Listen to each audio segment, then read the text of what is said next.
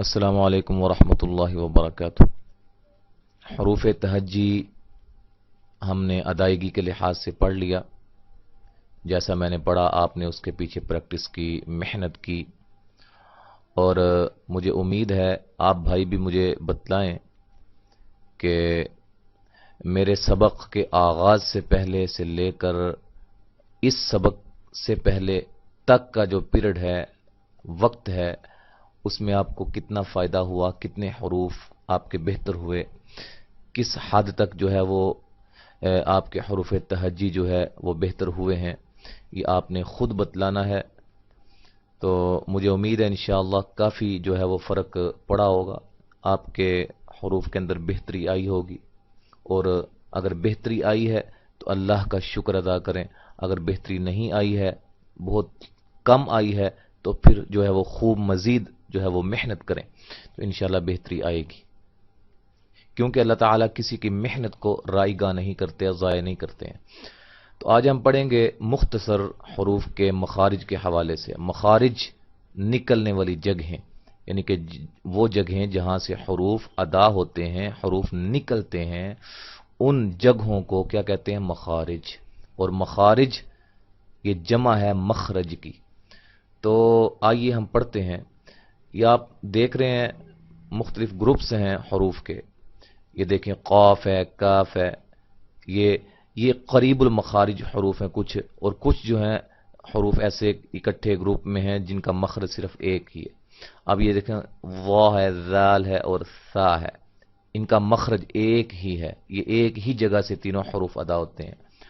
इसी तरह जो है ये दो हरूफ हैं, गैन है, खा है, ये भी एक ही जगह से, इनका भी मखरज एक ही है। तो हाँ जी, ये देखें सबसे पहले है हमजा। अब हमजा जो है मैंने पढ़ा है इस तरह, ये आपके सामने थोड़ा सा मैं लिखता हूं। हमजा पढ़ा है, हमजा।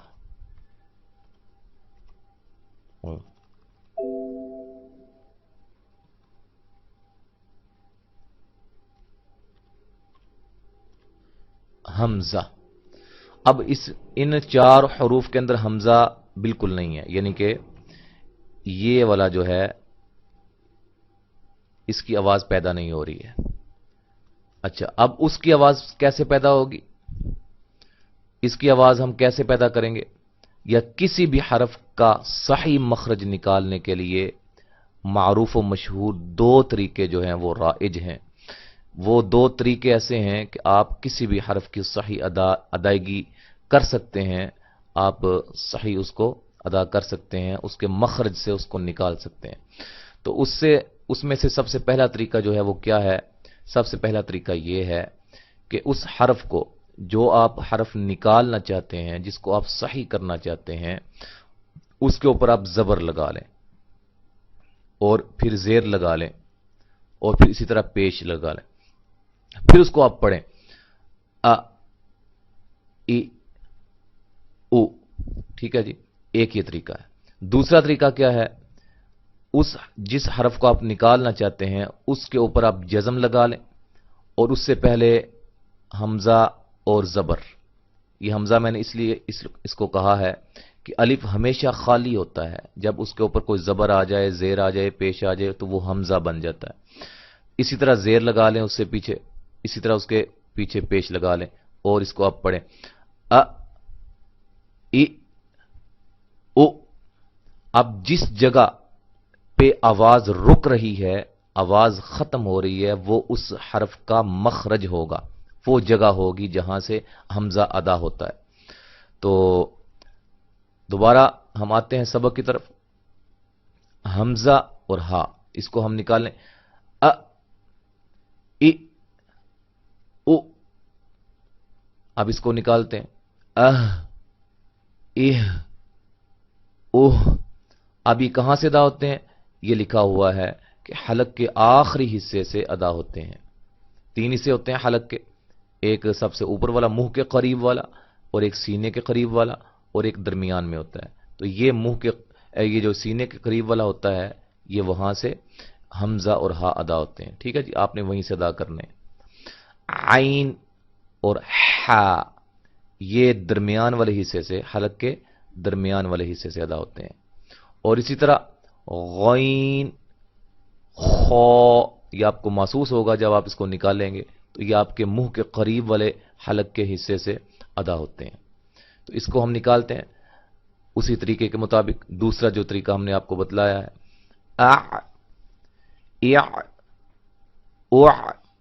اس کی آپ نے خوب مشق کرنی ہے، یعنی کہ اس کو 50 100 مرتبہ اس کو آپ نے صحیح کرنا ہے. جب اس کو آپ کریں گے نا، کرتے رہیں گے تو عین آپ کی بالکل صحیح ادا ہوگی. اح، اح،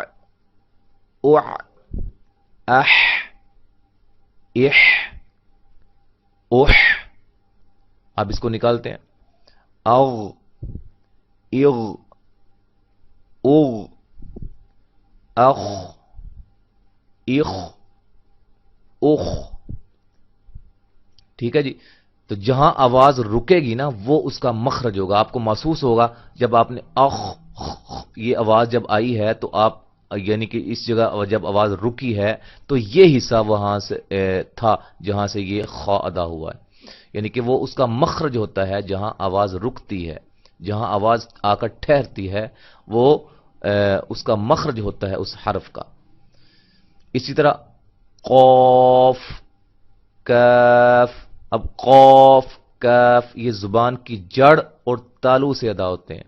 یہ ذرا بہت قریب جو ہے لحات ہوتا ہے، کوا جس کو ہم کہتے ہیں، یہ وہاں سے، اور یہ تھوڑا سا کوے سے اس لحات سے ہٹ کر منہ کے قریب تھوڑا سا آگے کی طرف جائیں تو وہاں سے کاف ادا ہوتا ہے.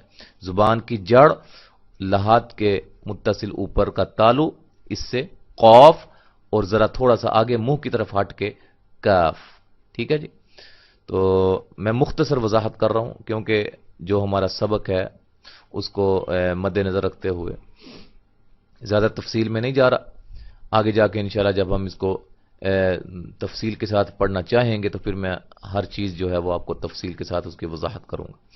جیم، شین، یا. ٹھیک ہے. اب اس کے مخرج کا کیسے ہمیں پتہ چلے گا؟ وہی طریقہ جو ہم نے دوسرا طریقہ آپ کو بتلایا تھا. جب ہم اس کو پڑھیں گے پیچھے زبر لگا کر حمزہ کے اوپر، آج دیکھیں نا، آج یہ جیم کی آواز جہاں رکی ہے، ٹھہری ہے، وہ حصہ ہے زبان کا درمیان اور تالو کے ملنے سے ادا ہوتے ہیں. یعنی کہ زبان کا جو درمیانہ حصہ ہے جب تالو کے ساتھ اوپر چمٹتا ہے، ملتا ہے، تو وہاں سے جیم ادا ہوتی ہے. ٹھیک ہے جی. اج، ویسے ہم اس کو پڑھیں گے اج، اج، اج، لیکن میں نے آپ کو سمجھانے کے لیے صرف ادھر تھوڑا سا آواز کو ٹھہرایا ہے. اج. ٹھیک ہے جی. اس کے بعد اش، اش، جہاں آواز آپ کی ٹھہری ہے وہ اس کا مخرج ہے. ایسے آئی، آئی، یہ بھی آپ کی زبان کا درمیان والا حصہ جو ہے وہ اوپر تالو کو لگا ہوا ہے. تو یہاں تک سبق ہم پڑھتے ہیں فی الحال. آگے انشاءاللہ ہم جو ہے وہ اگلے سبق کے اندر ہم اس کو بعد کے حوالے سے ڈسکس کریں گے. السلام علیکم ورحمۃ اللہ وبرکاتہ.